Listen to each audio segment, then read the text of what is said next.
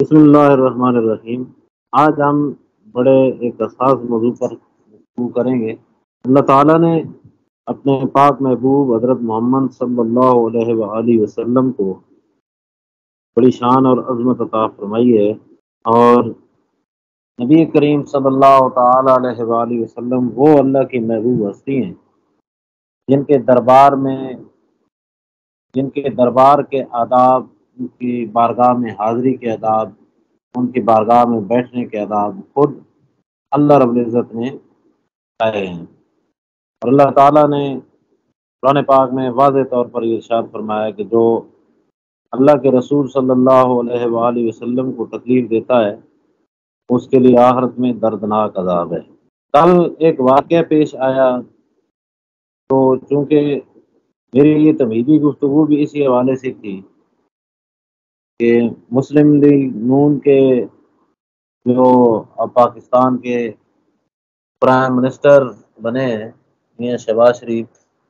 وہ عمرے پر گئے تو لوگوں نے ان کے خلاف حرم پاک میں نعرے بازی کی، اور چور چور اور پتہ نہیں کیا، کوئی میرے خیال میں ہاتھا پائی بھی ہوئی ہے تھوڑی بہت۔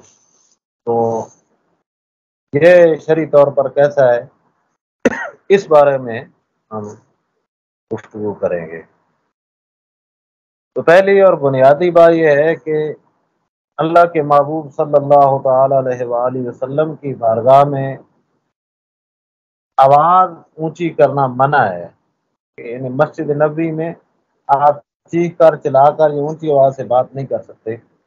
یہ آداب کے خلاف ہے نبی پاک صلی اللہ علیہ وسلم کی بارگاہ کے۔ اور اللہ تعالیٰ نے قرآن مجید میں ارشاد فرمایا، یا ایھا الذین آمنوا لا ترفعوا اصواتکم فوق صوت النبی، کہ اے ایمان والو اپنی آوازوں کو نبی پاک صلی اللہ علیہ وآلہ وسلم کی آوازوں کے ساتھ بلند نہ کرو۔ تو یہ جو واقعہ پیش آیا ہے یہ سراسر غلط ہے، انتہائی بے ادبی اور گستاخی کے زمرے میں آتا ہے، اور اس سے جو جن لوگوں نے نعرہ لگایا، یہ نعرے لگائے، نعرے بازی کی، ان کی جماعت کی بھی ذہنیت کی عکاسی ہوتی ہے۔ تو ظاہر ہے یہ کوئی فطری عمل نہیں ہوگا، اس کے پیچھے کوئی پلاننگ ہوگی جو کی گئی تھی۔ تو ان لوگوں کو ایک طرف سے وہ جب اقتدار میں تھے تو وہ کہتے تھے کہ ہم ریاست مدینہ بنائیں گے، اور دوسری طرف سے مدینہ کے تاجدار صلی اللہ علیہ وآلہ وسلم کے روضے کے پاس مسجد نبوی میں حرم شریف میں وہ اللہ کے محبوب صلی اللہ علیہ وآلہ وسلم کے گستاخی کر رہے ہیں، جس سے ان کی منافقت یہاں ہوتی ہے کہ یہ لوگ ریاست مدینہ کیسی بنانا چاہتے ہیں۔ یہ اپنے مفادات کی ریاست کو ریاست مدینہ کہہ سکتے ہیں، جو یہ بنا رہے ہیں وہ ریاست مدینہ نہیں ہو سکتی، ٹھیک ہے؟ تو یہ بات الگ ہے کہ پاکستان کی کوئی بھی سیاسی پارٹی ہو، چاہے نون لیگ ہو، پی ٹی آئی ہو، پیپلز پارٹی ہو، دیگر جو چھوٹی چھوٹی پارٹیاں ان کے ساتھ ملی ہیں، کوئی بھی ہوں، ایون کہ مولانا فضل الرحمان صاحب بھی ہوں، تو یہ اپنے ذاتی مفادات کے سامنے دین کو اور اللہ اور اس کے پیارے رسول صلی اللہ علیہ وسلم کو بالکل کوئی اہمیت نہیں دیتے۔ جہاں پر ان کا سیاسی فائدہ ہو، بے شک اللہ اور اس کے رسول ناراض ہوں، ان کا ادب ہو، بے ادبی ہو، ان کو اس سے کوئی غرض نہیں ہے، یہ اپنا سیاسی فائدہ حاصل کرنے سے باز نہیں آتے۔ اب جو واقعہ یہاں پر وہاں پر ہوا ہے، ان کا مقصد تو یہ شو کرنا تھا، وہ اس دور میں بھی کتنے وجائل ہیں کہ وہ یہ دکھانا چاہتے تھے کہ دیکھیں جی حرم شریف میں بھی شہباز شریف کو چور چور کہا گیا ہے۔ تو جو آدمی چور ہوتا ہے اس کے لیے لازم نہیں ہے کہ آپ اس کو حرم شریف میں چور کہہ کر اپنے اعمال کو ضائع کریں۔ تو انہیں یہ نہیں پتا تھا کہ ہم حرم شریف میں جو شور شرابہ کر رہے ہیں یہ بارگاہ رسالت صلی اللہ علیہ وآلہ وسلم کے آداب کے منافی ہے، اور اس کے بالکل اگینسٹ ہے، اس کے خلاف ہے۔ تو اس لیے ان کو یہ کام نہیں کرنا چاہیے تھا، اور یہ بالکل بھی انہیں زیب نہیں دیتا تھا، خصوصاً جو وہ دعوے کرتے رہے، جو وہ نعرے لگاتے رہے ہیں۔ ان کی قیادت کو چاہیے کہ اپنے پارٹی ورکروں کی ان باتوں کا نوٹس لیں اور انہیں سمجھائیں، لیکن یہ کوئی آج کا واقعہ نہیں ہوا ہے۔ خود اس کے پارٹی کے سربراہ محترم ہوں یا ان کے دیگر وزیر مشیر ہوں، وہ ایسی باتیں کرتے رہے ہیں جو اسلام کے مزاج کے خلاف ہیں، جو بارگاہ نبی صلی اللہ علیہ وآلہ وسلم کے آداب کے خلاف ہیں، جو صحابہ کرام کے آداب کے خلاف ہیں، تو اس سے ان کی ذہنیت کی عکاسی ہوتی ہے کہ یہ دین کا نام، ریاست مدینہ کا نام، اسلام کا نام صرف اور صرف عوام کو دھوکہ دینے کے لیے اور اپنے مقاصد کے حصول کے لیے استعمال کر رہے ہیں۔ ورنہ اگر یہ دین کے ساتھ اتنے وفادار ہوتے تو یہ اپنے کارکنوں کی بھی اس انداز میں تربیت کرتے کہ اگر تم نے چور کہنا ہی ہے تو تم ان کے ہوٹل کے سامنے کھڑے ہو جاؤ، ٹھیک ہے، تم وہ باہر کہیں نکلیں تو تم اس کو چور کہہ دو، ٹھیک ہے، بہت ساری چور کہنے کی جگہ ہے، تو اگر تم وہاں پر تم آواز بلند کرو گے تو تمہارے اپنے اعمال ضائع ہو جائیں گے، ٹھیک ہے۔ وہ تو چور ہے، وہ ایک الگ بات ہے، اس میں تو کوئی شک نہیں ہے، ٹھیک ہے، لیکن یہ ہے کہ اس طرح کرنے سے یہ بالکل قابل مذمت فعل ہے، اور نبی پاک علیہ الصلوۃ والسلام کے بارگاہ کے آداب کے واضح طور پر اور سریانہ طور پر یہ خلاف ہے، اور ان لوگوں کو اللہ کی بارگاہ میں توبہ کرنی چاہیے جنہوں نے یہ شرمناک فعل وہاں پر سر انجام دیا ہے اور نعرے بلند کیے ہیں۔ لیکن جس شخصیت کے خلاف کیے گئے ہیں ان اللہ کے بندوں کو بھی یہ سوچنا چاہیے کہ ہم اتنے گر چکے ہیں، ہماری لوگوں کے دلوں سے اتنی ہماری ریسپیکٹ ہے وہ ختم ہو چکی ہے، ملک دشمنی میں ہم اتنے بدنام ہو چکے ہیں کہ حرم شریف میں بھی ہمیں چور کہا جا رہا ہے، کیونکہ وہاں پر بھی لوگ جو ہے نا ہمارے خلاف بات کر رہے ہیں، لیکن یہ کوئی نہیں سوچتا، نہ نعرے لگانے والے سوچتے ہیں، نہ جن کے خلاف لگائے گیا وہ سوچتے ہیں۔ تو یہ جتنے بھی کام ہوتے ہیں پاکستان میں یہ سیاسیوں کی طرف سے دین کے آداب کے خلاف، نبی پاک علیہ الصلوۃ والسلام کے آداب کے خلاف، یہ ان لوگوں کی ذہنیت کی عکاسی کرتے ہیں کہ ان کا دین کے ساتھ کوئی تعلق نہیں ہے، ان کا پاکستان کے مفادات کے ساتھ کوئی تعلق نہیں ہے، یہ صرف اپنی ذاتی فائدے کے لیے ہر وہ کام دکھلاوے کی خاطر کرتے ہیں تاکہ لوگ ہمیں ووٹ دیں اور ہمیں اچھا سمجھ سکیں، ٹھیک ہے۔ اللہ تعالیٰ نے اپنے محبوب صلی اللہ علیہ وآلہ وسلم کی بارگاہ کے آداب سکھانے کے لیے قرآن پاک میں 26ویں پارے میں پوری ایک سورت نازل کی ہے جس کا نام ہے سورۃ الحجرات، ٹھیک ہے۔ اللہ تعالیٰ نے بڑے خوبصورت انداز میں وہاں پر اہل ایمان کو بتایا ہے کہ بارگاہ رسالت میں حاضری کے آداب کیا ہے، ٹھیک ہے۔ تو اللہ تعالیٰ نے اس آیت میں، اس صورت میں پہلی آیت میں ارشاد فرمایا یا ایھا الذین آمنوا لا تقدموا بین یدی اللہ ورسولہ واتقوا اللہ ان اللہ سمیع علیم، کہ اے ایمان والو اللہ اور اس کے رسول صلی اللہ علیہ وآلہ وسلم سے پیش قدمی نہ کرو اور اللہ سے ڈرو، بے شک اللہ تعالیٰ اچھی طرح سننے والا اور خوب جاننے والا ہے، ٹھیک ہے۔ دوسری آیت میں اللہ نے فرمایا یا ایھا الذین آمنوا لا ترفعوا اصواتکم فوق صوت النبی ولا تجهروا له بالقول كجهر بعضكم لبعض ان تحبط اعمالكم وانتم لا تشعرون، کہ ایمان والو اپنی آوازوں کو نبی پاک صلی اللہ علیہ وآلہ وسلم کی آواز سے بلند نہ کہو اور انہیں اس طرح چیخ چلا کر ان کی بارگاہ میں نہ بولو جس طرح تم ایک دوسرے کے ساتھ بولتے ہو، کہیں ایسا نہ ہو کہ تمہارے اعمال ضائع ہو جائیں اور تمہیں اس کی خبر بھی نہ ہو، ٹھیک ہے۔ آگے اگلی آیت میں اللہ نے فرمایا کہ بے شک وہ لوگ جو اپنی آوازوں کو پست رکھتے ہیں رسول اللہ صلی اللہ علیہ وسلم کی بارگاہ میں، یہ وہ لوگ ہیں جن کو دلوں کو اللہ تعالیٰ نے تقوی کے لیے منتخب کر دیا ہے، ٹھیک ہے، اور ان کے لیے مغفرت اور اجر عظیم ہے۔ جو اپنی بارگاہوں اپنی آواز کو بارگاہ نبی میں پست رکھتے ہیں، کم رکھتے ہیں، ان کے دلوں کو اللہ نے تقوی کے لیے منتخب کر لیا ہے، اور جو بد نصیب عمران خان یا پی ٹی آئی کو خوش کرنے کے لیے وہاں چلا چلا کر شہباز شریف کو چور کہہ رہے تھے، تو انہیں سوچنا چاہیے کہ ان کے دلوں کو اللہ تعالیٰ نے تقوی کے لیے نہیں بلکہ فتنہ اور فساد کے لیے جو ہے چھوڑ دیا ہے، اور جس طرح پست آواز رکھنے والوں کے لیے مغفرت اور اجر عظیم ہے، ان لوگوں کے لیے گناہ کبیرہ اور جو ہے نا بہت بڑا عذاب ہوگا جنہوں نے یہ حرکت کی ہے، ٹھیک ہے۔ تو اس کا مطلب یہ نہیں ہے کہ میں جو ہے جس کے خلاف نعرے لگائے گئے اس کی کرپشن کے خلاف ہوں تو میں تو اس کی طرح ان لوگوں کو پاکستان کے وجود کے لیے خطرہ سمجھتا ہوں۔ صرف عرض کرنے کا مقصد یہ ہے کہ یہ وہ جگہ نہیں تھی، یہ مناسب جگہ بالکل نہیں تھی جہاں ان کو چور کہا جا سکے۔ اللہ تعالیٰ نے اسی صورت میں سورہ حجرات کے آیت نمبر 4 میں ارشاد فرمایا کہ بے شک وہ لوگ جو آپ کو آپ کے مبارک ازواج مطہرات کے کمروں کے باہر سے آواز دیتے ہیں، ان میں سے اکثریت عقل نہیں رکھتی ہے، اور اگر وہ صبر کر لیتے یہاں تک کہ آپ ان کے پاس تشریف لے آتے تو ان کے لیے اچھا ہوتا، اور اللہ تعالیٰ انتہائی مہربان اور رحم کرنے والا ہے۔ ٹھیک ہے،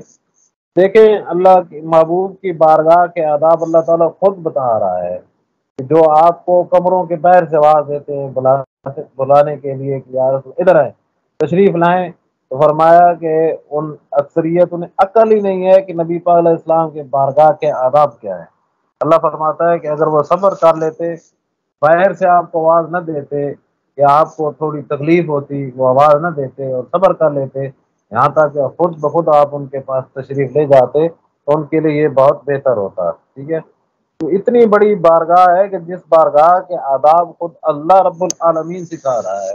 حالانکہ اس کو سکھانے کی ضرورت نہیں ہے، وہ بے نیاز ہے، وہ خالق ہے، یہ مخلوق ہیں، لیکن وہ دنیا والوں کو بتا رہا ہے کہ ان کی بارگاہ کے جو آداب ہیں، جو معاملات ہیں، وہ تمہارے دنیا داروں کے معاملات سے مختلف ہیں۔ یہاں تمہاری آواز بھی اگر اونچی ہو جائے، کیونکہ یہ وہ بارگاہ ہے جس کے آداب جو ہے نا وہ عام دنیا داروں کی جو جو بارگاہ ہے اس سے مختلف ہیں۔ ٹھیک ہے، اس لیے کہ یہاں پر تو فرشتے بھی ادب کے ساتھ حاضر ہوتے ہیں۔ ٹھیک ہے، یہاں پر تو اگر ان کے دروازے پر زور سے جلایا جائے یا دستک دی جائے تو پھر بھی اعمال ضائع ہوتے ہیں۔ وہ شاعر نے کہا ہے نا کہ باب جبریل کے پہلو میں ذرا دھیرے سے فخر کہتے ہوئے جبریل کو یوں پایا گیا، اپنی پلکوں سے دیار پہ دستک دینا، اپنی پلکوں سے درے یار پہ دستک دینا، اونچی آواز ہوئی عمر کا سرمایا گیا۔ ٹھیک ہے، تو یہ ان کی شان اقدس کے سراسر منافی فعل تھا۔ ان لوگوں کو توبہ کرنی چاہیے کہ ایک مخصوص جماعت کے ساتھ وفاداری میں اللہ اور اس کے رسول صلی اللہ علیہ وسلم کے دربار کے غدار نہ بنیں، اپنے ایمان کی تجدید کریں۔ ایک جہالت کی انتہا ہوتی ہے، انہوں نے جہالت کی انتہاؤں کو بھی کراس کر لیا ہے، اور ان کو چاہیے کہ اپنے اس فعل پر وہ اللہ تعالیٰ اور اس کے رسول صلی اللہ علیہ وسلم کی خدمت اقدس میں معافی مانگیں، اور جو ہے اپنے جو پارٹی کے ساتھ وابستگی ہے اس کو اسلام کے احکامات اور مکہ شریف اور مدینہ شریف کا جو تقدس ہے اس پر اس کو بالا دستی نہ دیں، اس کو مقدم نہ سمجھیں، تو انشاءاللہ یہ بہتر ہوگا۔ تو قصہ مختصر یہ ہے کہ جو وہاں پر حادثہ اور واقعہ پیش آیا، جو لوگوں نے جو اس میں شریک تھے وہ انتہائی گناہ کے مرتکب ہوئے ہیں، انہیں توبہ کرنی چاہیے، اور جن لوگوں کے خلاف آیا اگرچہ ان کے خلاف نعرے لگانے والے تو غلط تھے، انہیں بھی سوچنا چاہیے کہ اگر ان کے اندر کوئی سوچ سمجھ تھوڑی بہت باقی ہے، اگر کوئی غیرت کی رتی باقی ہے، کہ انہیں بھی سوچنا چاہیے کہ ہم اتنے بدنام ہو چکے ہیں کہ وہاں پر بھی جہاں پر آواز بلند نہیں ہونی چاہیے ہمیں چور چور کہا گیا ہے۔ تو یہ ہم سب کے لیے ایک لمحہ فکریہ ہے۔ اللہ تعالی ہم سب کو غلط کاموں سے بچنے کی توفیق عطا فرمائے، اور اللہ تعالی ہم سب کو دین کا صحیح فہم اور ادراک عطا فرمائے، اور جو ہمارے حکمران ہیں اللہ تعالی ہمیں پڑھے لکھے سمجھدار اور اپنے کارکنوں کی اچھی تربیت کرنے والے سیاسی رہنما عطا فرمائے۔ آمین ثم آمین سر جی۔ اللہ تعالیٰ ہمیں معاف کرے جی، اس بابرکت مہینے کے صدقے، اس بابرکت کل لیلۃ القدر کی رات تھی سر جی، اور بڑا افسوس ہوا ہے، یہ کام نہیں ہونا چاہیے تھا، چاہے کسی بھی نہیں پارٹی ہونا چاہیے، نہیں ہونا چاہیے تھا، غلط ہوا ہے سر۔ جی اس اللہ سے تعالیٰ ان کی کاز کو نقصان پہنچا ہے۔ ٹھیک ہے، انہیں چاہیے تھا کہ غیر انقلابی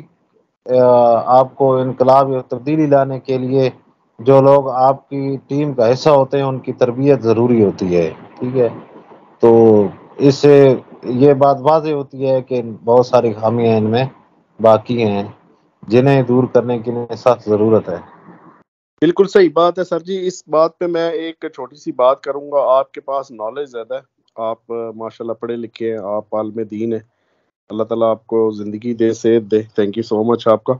سر جی میرے جو جذبات ہیں, جب عمران خان کو اتارا گیا, نون لیگ کی حکومت آئی, تو وہ بہت زیادہ ہے نا کہ زیادتی کی انہوں نے. ایک ملک بہتری کی طرف جا رہا تھا, جیسے بھی جا رہا تھا, تو پھر دوبارہ ہمارے اوپر چور مسلط کر دیے گئے. تو ٹھیک ہے سر جی, ہاں میں جی. غصے میں تھا, میں غصے میں ہوں. اگر میرے سے خدا نہ خواستہ اگر میں بھی ان میں شامل ہو جاتا کل, تو مجھے تو کسی بندے نے یہ مشورہ نہیں دیا کہ تم جا کے یہ بولو, مگر میں نے اپنے دل کی بڑاس نکالنی تھی. تو وہاں پہ اگر لوگوں نے دیکھ لیا تو انہوں نے دل کی بڑاس نکال دی. یہ تو نہیں ہو سکتا کہ عمران خان نے ان کو کال کی ہوگی وہاں پہ کارکن پہنچ جائے. وہاں پہ نہیں تو ہو بھی سکتا ہے, اس میں کوئی پیچھے کسی کی ذہنیت کار فرما ہو بھی سکتی ہے. ٹھیک ہے, ہو سکتی ہے سر جی, میں بالکل ٹھیک ہے. کیونکہ ان کی جو وہاں پر ان کی باڈی ہر ملک میں موجود ہوتی ہے, آپ کو پتہ ہے. یہ صرف پاکستان میں نہیں ہوتے, جتنے پاکستان سے تعلق رکھنے والے باہر کے ممالک میں پاکستانی ہیں, ان پر وہاں پر بھی ان کی باڈی موجود ہوتی ہے. ٹھیک ہے, تو یہ اب یہ تو اللہ ہی بہتر جانتا ہے کہ ان کی پیچھے کوئی ذہنیت کار فرما ہوگی. لیکن دیکھیں, آپ جس کاز کے لیے کام کر رہے ہیں نا, تو اس کاز میں آپ کو کام کرتے ہوئے انتہائی احتیاط برتنے کی ضرورت ہوتی ہے, اور اپنے لوگوں کو تیار بھی کرنا ہوتا ہے کہ ہمارا جو مقصد اور مشن ہے وہ حاصل کرنا آسان نہیں ہے, اور ان کی تربیت بھی ضروری ہوتی ہے. یہی تو پاکستان میں سیاسی اور دینی جماعتوں کا مطلب ہے کہ ان کا ایک فیلئر ہے, یہ اپنے کارکنوں کی تربیت نہیں کرتے. ٹھیک ہے,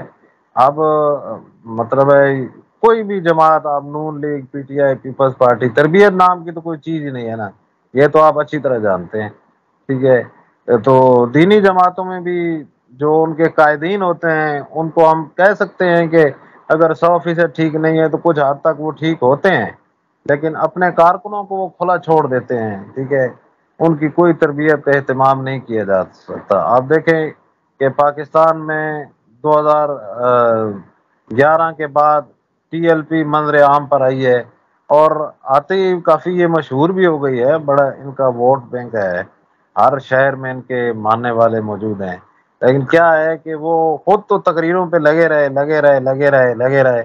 لیکن انہوں نے اپنے کارکنوں کی تربیت پہ کوئی زور نہیں دیا ہے. تو اس سے ان کا نقصان کیا ہوا کہ جو بھی پڑھا لکھا بندہ ہے, جو بھی ایک سنجیدہ ذہن رکھنے والا بندہ ہے, وہ اس کے کارکنوں کے اخلاقی حالت کو دیکھ کر ان کے نزدیک بھی جانا گوارا نہیں کرتا ہے. وہ ان کی سوچ کو قبول نہیں کر رہا ہے, اس نے ان کے نظریے کو رد کر دیا ہے. ٹھیک ہے, کہ وہ کہتا ہے کہ جو لوگ دین لانے کے دعوے کر رہے ہیں, اگر ان کا اخلاق ہی دین کے مطابق نہیں ہے تو وہ دین نہیں لا سکتے. اسی طرح جو لوگ ریاست مدینہ بنانے کے دعوے کر رہے ہیں کہ ہم ریاست مدینہ بنائیں گے, اگر ان کو یہ بھی نہیں پتا کہ مدینہ میں جانے کے اور مدینہ میں بولنے کے آداب کیا ہیں, تو پھر ہم سمجھ سکتے ہیں کہ وہ ریاست مدینہ بنانے کے دعوے میں کس قدر مخلص اور سچے ہیں. ٹھیک ہے, چلو جی, اللہ تعالیٰ ہمیں صحیح اس کو سمجھنے کی توفیق عطا فرمائے, اور آمین. اللہ تعالیٰ اپنے حضور صلی اللہ علیہ وسلم کے روزے کے صدقے ہمیں معاف کرے جی, اس بابرکت آمین. مہینے کے صدقے ہمیں معاف کرے جی. آمین ثم آمین.